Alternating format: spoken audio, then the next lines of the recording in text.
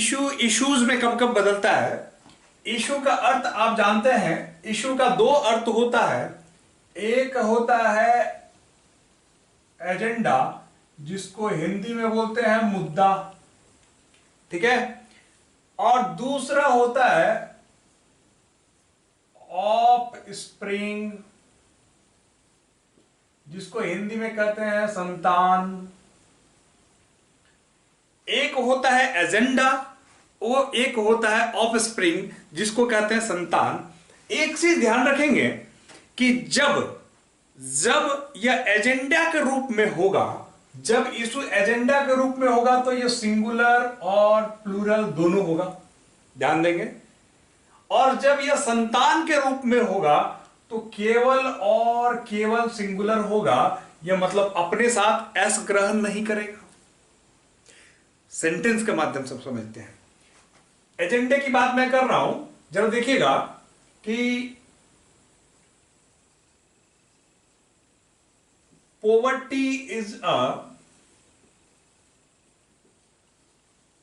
big issue in Bihar. यह sentence सही है कि बिहार में भुखमरी एक बड़ी समस्या है या गरीबी एक बड़ी समस्या है। अब जरा देखिएगा कि पोवर्टी एंड फ्लड, बाढ़ भी बहुत आता है भाई वहां पर, are big issues in Bihar. और तब भी यह सही है। हमने कहा कि poverty is a big issue, जब यह सिंगुलर है तो यह इशू रहा, और जब यह पोवर्टी एंड फ्लड दो की बात करता है तब प्लूरल हो गया, तो यह इशू किस में बदल गया भाई, इश्यूज में चेंज हो गया। तो इशू यहां पर इश्यूज में बदल सकता है। मुद्दा और मुद्दे जैसा होता है ना, एक मुद्दा और कई मुद्दे। तो इसको आपने देखा कि यह जब मुद्दे के रूप में होगा, एजेंडा के रूप में होगा, तब issue can be changed into issues. लेकिन जो इंपॉर्टेंट बात है और जिस पर आप परीक्षा में फंसते हैं वह यह है कि इशू इशूज में कब नहीं बदल सकता, जब यह संतान की बात कर रहा होता है। सेंटेंस के माध्यम से समझने का प्रयत्न करेंगे। My brother has only one issue, ठीक है, नेम्ड राजू। मेरे भाई के पास एक ही संतान है जिसका नाम क्या है, राजू।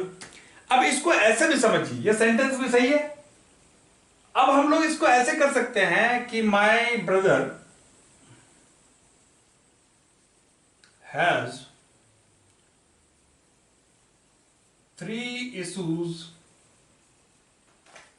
इशू इशूज में बदल रहा है क्या, 3 इशूज। गौर फरमाएंगे, 1 डॉटर एंड 2 सन्स। अब क्या यह सेंटेंस आपको सही लग रहा है? यह सेंटेंस गलत है, चूंकि मैंने आपसे कहा था कि जब संतान की बात होगी तो issue can't be change into issues, तो यह नहीं बदल सकता है।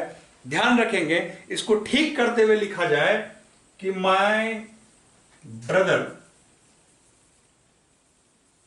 Has 3 issue, 1 daughter and 2 sons. और तब जाके यह सही होगा, क्योंकि जब संतान के रूप में यह आता है तो इश्यूज में नहीं बदल सकता। इस बात को ध्यान रखेंगे और आपकी परीक्षाओं में बड़ी चालाकी से, बड़ी बारीकी से इन शब्दों को गलत जगहों पे रख के आपको फंसाया जा सकता है। अगर आप अवेयर रहेंगे, अगर आप इनके अंतर को जानेंगे तो आप फंसने वाले नहीं है। इसी प्रकार के वीडियोस प्राप्त करने के लिए चैनल पर लगे रहे। अच्छा लगा तो लाइक करें, कमेंट करें और शेयर करें अपने मित्रों के बीच में। हाँ, कोई और मुद्दा हो जो आपको समझ नहीं आता है, जिसे आपको मुझसे समझनी है, तो आप कमेंट करके बताएं।